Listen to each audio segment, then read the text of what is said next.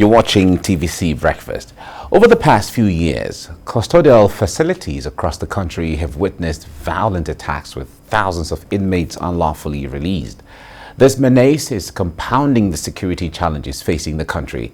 The recent attack on the Abolongo Custodial Center of the Nigeria Correctional Service in Oyo State once again put the issue of jailbreaks on the front burner.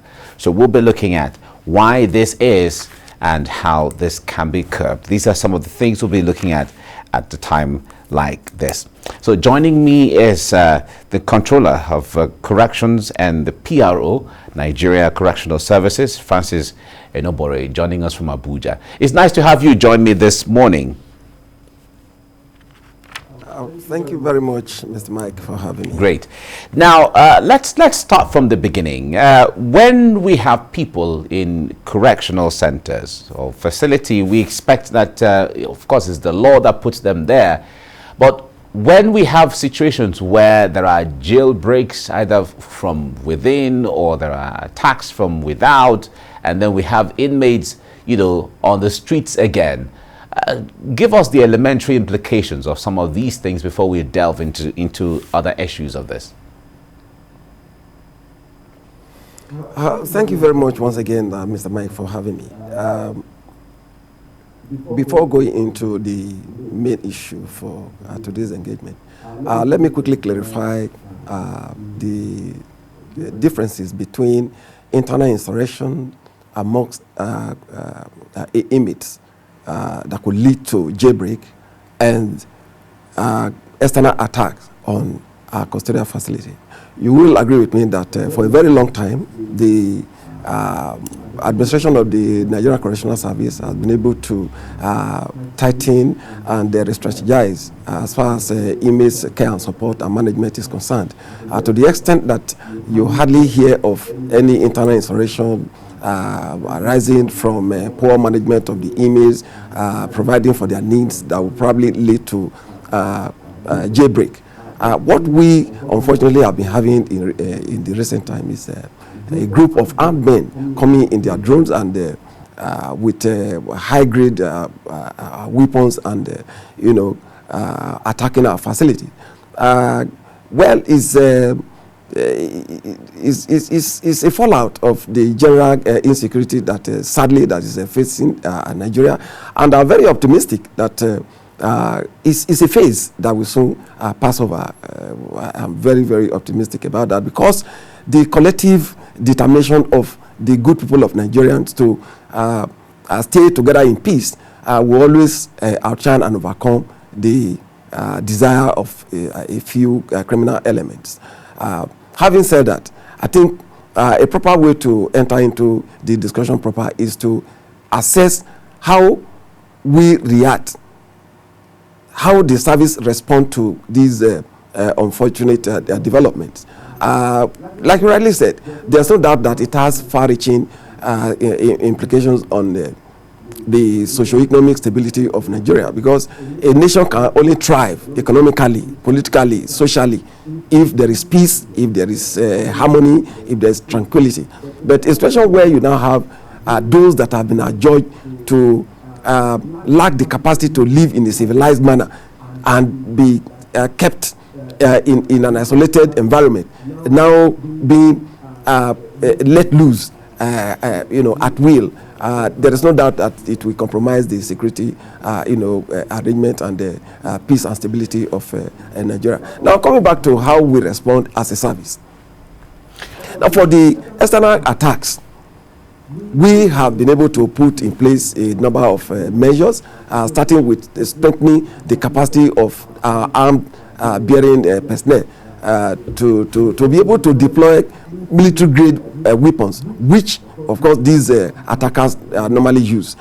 We've been able to synergize with the military. That they are now training our armed squad personnel, equipping them with the required skills to be able to withstand and resist some of these attacks.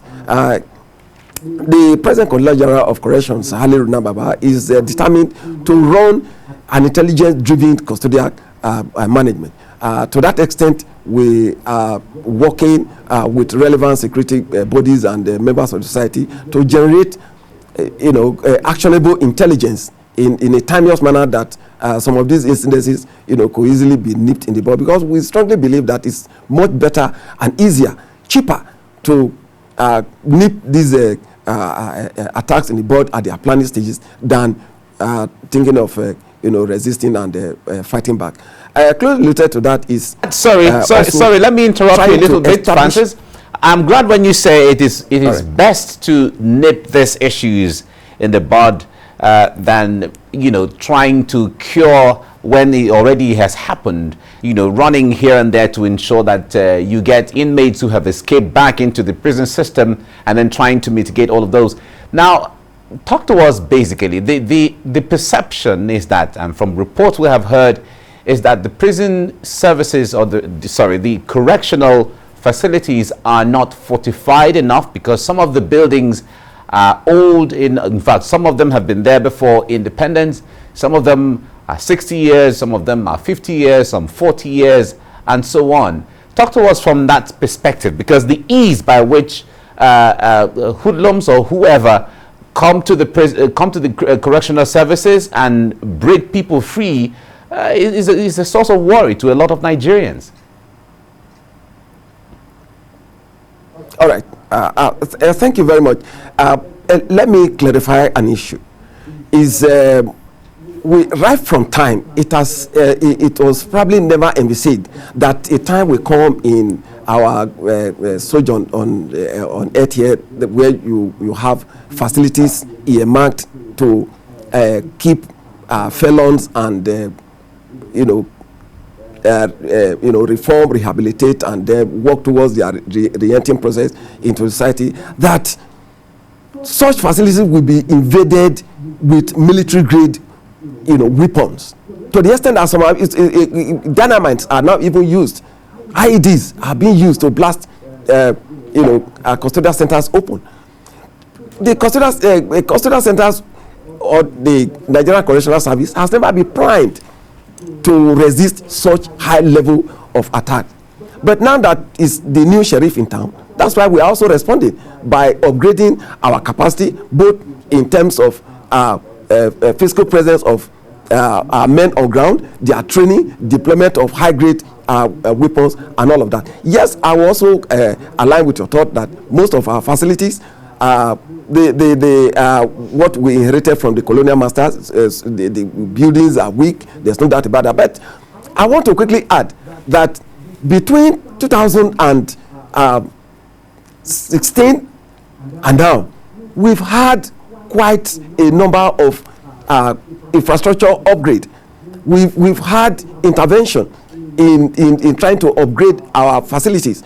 For instance, apart from strengthening the weak ones and building new cells, we have a concept now that is bringing in 3,000 capacity ultramodern custodial centers in each of the 6 geopolitical zones in the country.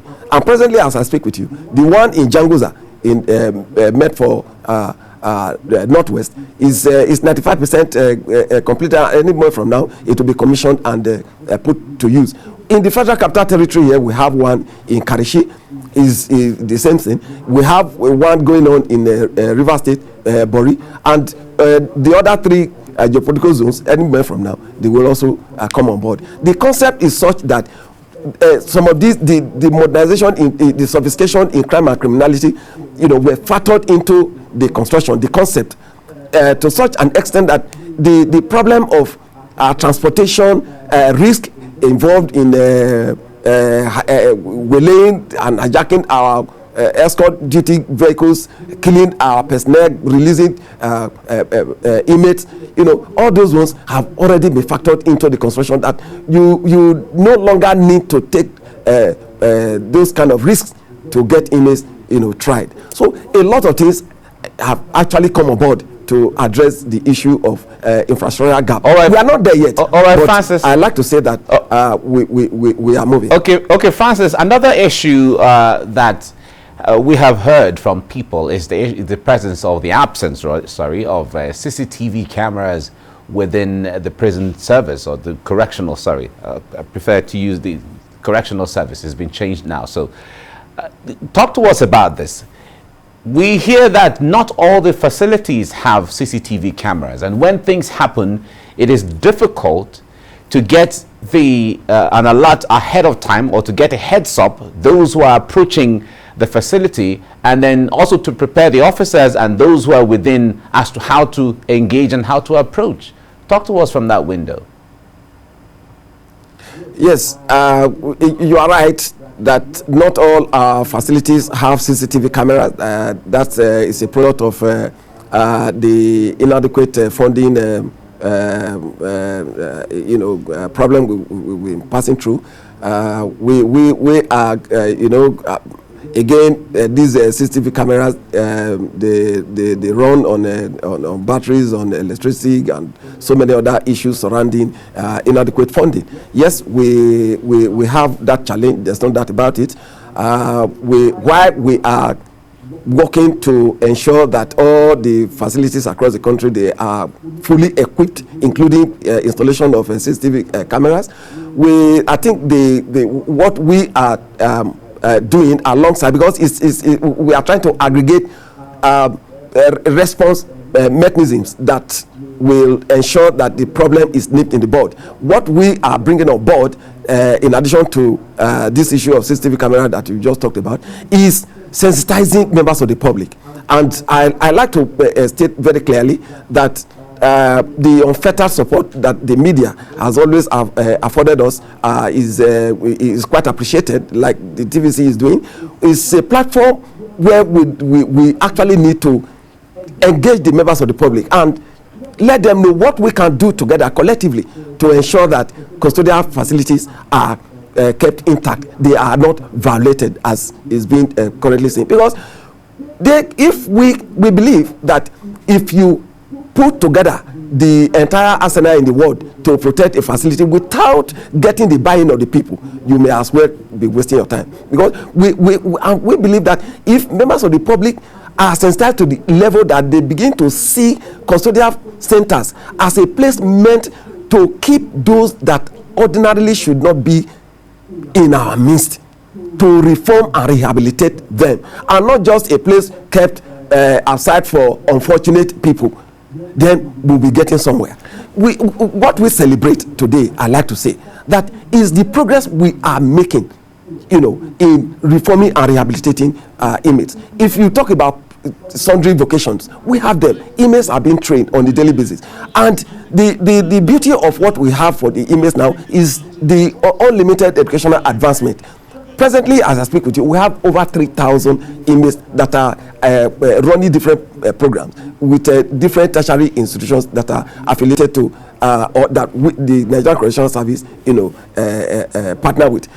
To be specific, the National Open University of Nigeria, we have a total of 970 inmates that are running different degree programs. Many of them doing their master's program, and 5 are doing their PhD program. I shared with you an experience we had in one of the custodial centers in the East some time ago. An inmate that was kept there for a very long time. The inmate was gradually encouraged. He wrote his secondary school examination, had a good grade. He was encouraged to put in for a degree program. He was in his 300 levels when a warrant came for his release that he should go home. He had no case. The board broke down in tears that he was not going anywhere. That in the first place he had no money to complete his secondary school when he was outside. Now he's here. He's had the opportunity of entering the university. At 300 level, he's asked to go home.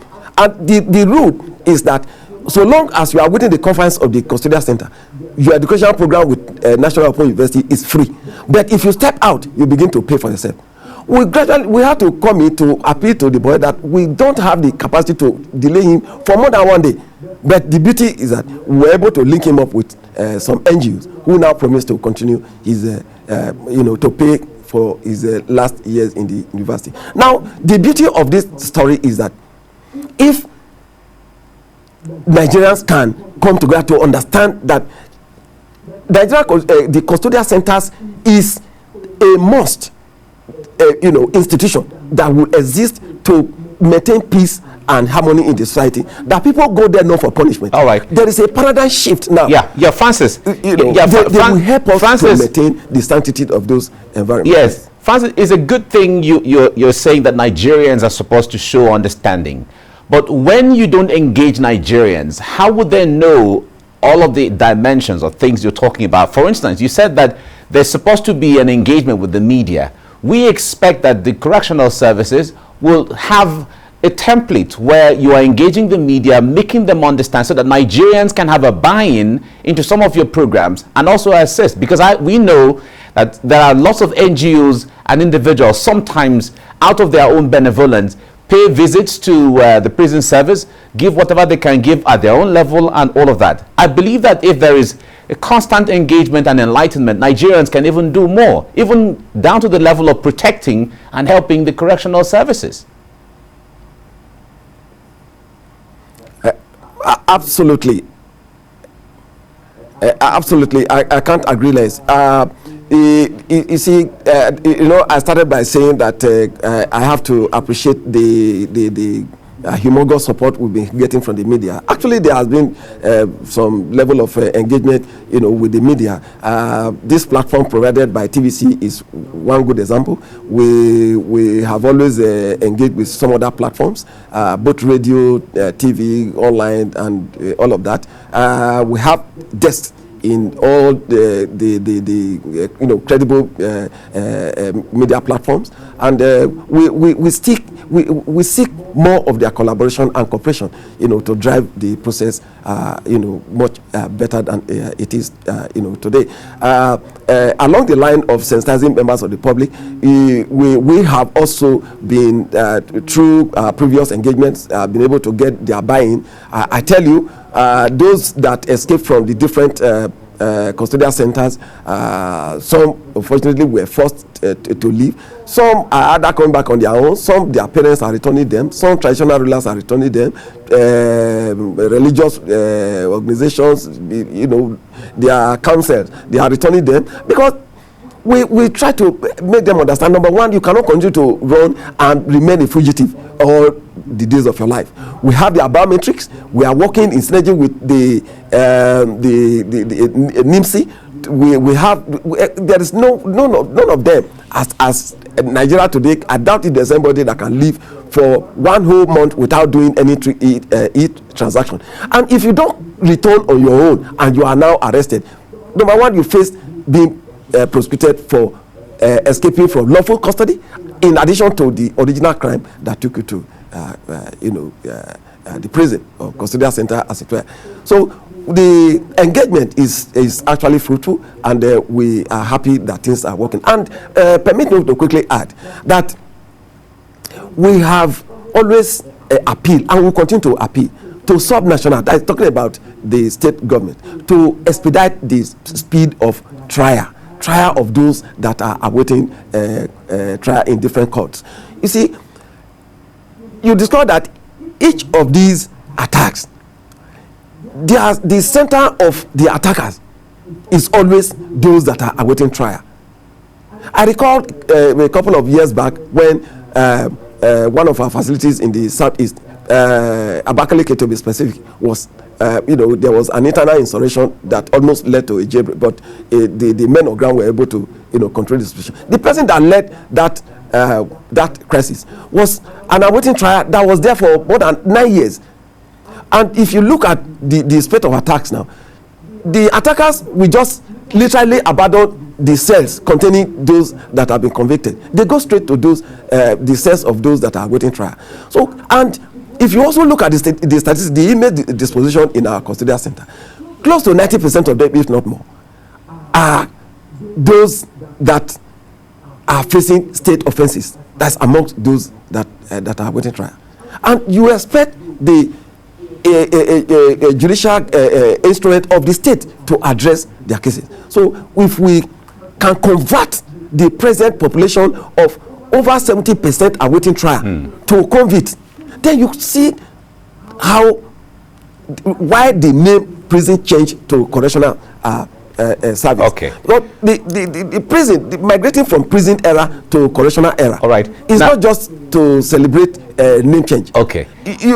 Francis, we don't have all the time right now, but the point there is we decided let's have this discussion so that people can have a better understanding of what goes on within the correctional facility and services and what all of you are doing and how tedious the work can be, especially at this time when Nigerians are witnessing jailbreaks, seeing these reports here and there, and what can be done.